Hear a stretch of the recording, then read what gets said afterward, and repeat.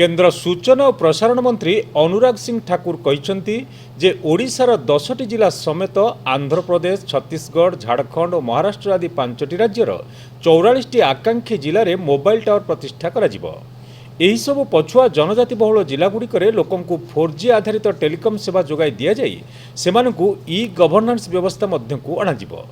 एही क्रम में 44टी आकांक्षी जिलार 7227टी गाँव उपकृत हेबे एवं एथिपाई आनुमानिक 6466 कोटी टंका व्यय कराजियो बोली श्री ठाकुर कहते कि ऐसे आकांक्षी जिले जहां पर टेलीकॉम टावर्स नहीं हैं, टेलीकॉम कनेक्टिविटी नहीं है, जहां सड़कें नहीं हैं, उनके लिए जो दो अलग विभागों के मैं पहले टेलीकॉम मंत्रालय पर आऊँगा। 5 राज्य जहां पर आंध्र प्रदेश, छत्तीसगढ़, झारखंड, महाराष्ट्र और उड़ीसा के 44 एस्पिरेशनल डिस्ट्रिक्ट्स, ऐसे 44 आकांक्षी जिलों के 7267 गांव में मोबाइल टावर्स की और मोबाइल फ़ोन को जो सुविधाएं हैं वो वहाँ पर दी जाएंगी, मोबाइल टावर्स की कनेक्टिविटी दी जाएंगी।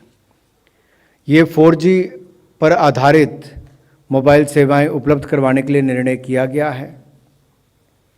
इस प्रोजेक्ट पर लगभग 6466 करोड़ रुपए का व्यय अनुमानित है और जिनमें हमारे कैपिटल एक्सपेंडिचर के साथ साथ 5 वर्षों के लिए ऑपरेशनल एक्सपेंडिचर का भी प्रावधान इसमें सम्मिलित है।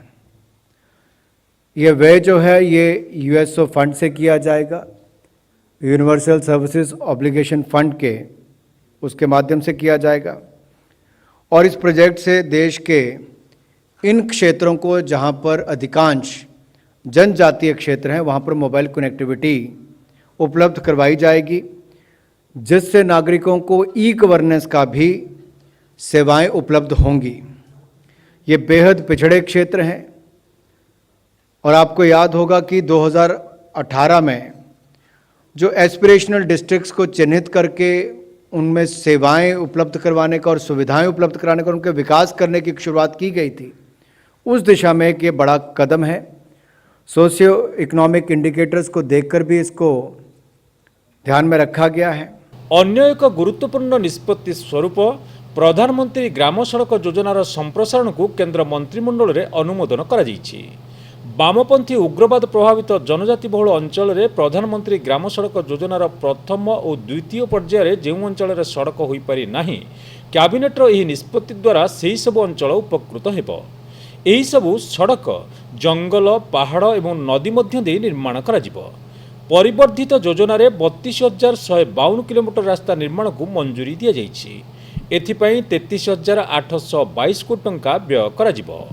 प्रधानमंत्री ग्रामीण सड़क योजना फेज़ 1, फेज़ 2 की जो रोड कनेक्टिविटी से जो क्षेत्र रह गए थे या left wing extremism hit affected area जो हैं, उनके जो बचे हुए काम हैं उनके लिए भी, और ये जो हमारे ट्राइबल क्षेत्र हैं, जनजातीय क्षेत्र हैं, विशेष तौर पर इनका लाभ मिलने वाला है।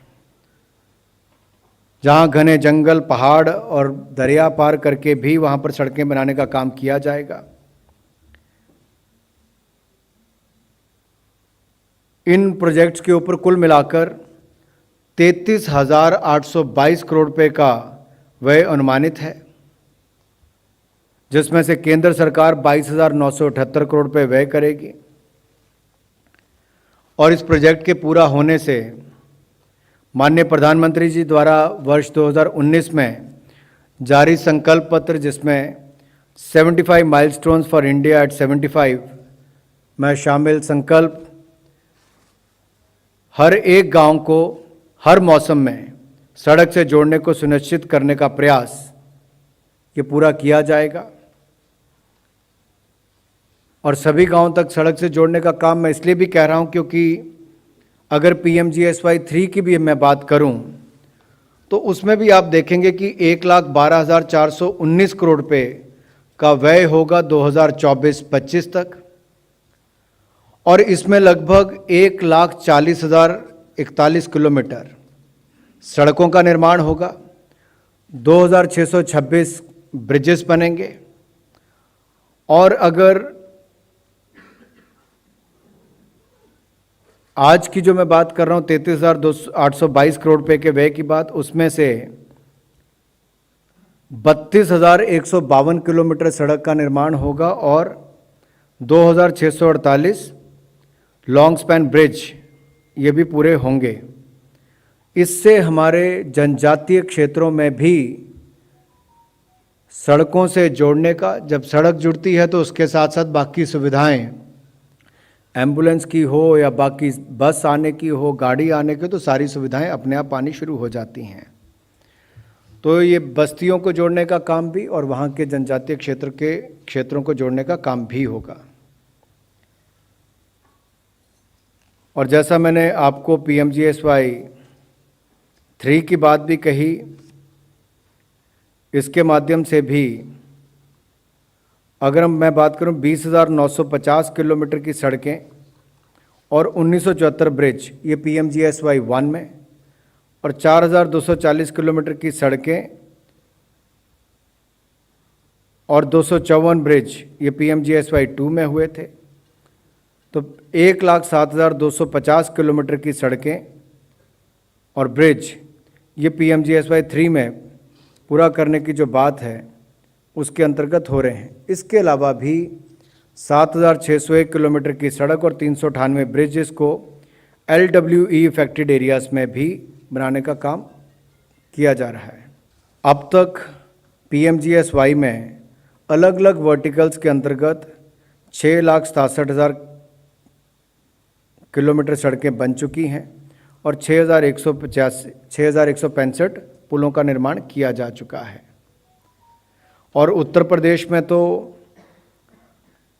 जो 1,255 किलोमीटर की सड़क जिसका निर्माण कार्य पूरी तेज़ी से चल रहा है, ये फुल डेप्थ रिक्लेमेशन टेक्नोलॉजी इसके माध्यम से किया जा रहा है, जहाँ न केवल कॉस्ट कम आती है बल्कि इसमें कार्बन फुटप्रिंट को भी कम करने का काम किया जाता है। तो जहाँ एक और COP26 में भारत ने एक तरह से नेतृत्व दिया एनवायरनमेंट के क्षेत्र में माननीय प्रधानमंत्री जी ने, वहीं दूसरी ओर घरेलू स्तर पर भी ऐसी टेक्नोलॉजीज़ का इस्तेमाल किया जा रहा है जहाँ पर कार्बन फुटप्रिंट कम से कम किया जाए और नेचुरल रिसोर्सेज को बचाने का काम भी किया जा रहा है। तो यही 2 महत्वपूर्ण निर्णय थे। एक, टेलीकॉम टावर्स जनजातीय क्षेत्रों में 39 आकांक्षी जिलों में, तो दूसरी ओर सड़कों का निर्माण उन जनजातीय क्षेत्रों में जो आज तक सड़क से जुड़ नहीं पाए थे, तो सड़कें और पुल को बनाने का काम भी वहाँ पर किया जाएगा।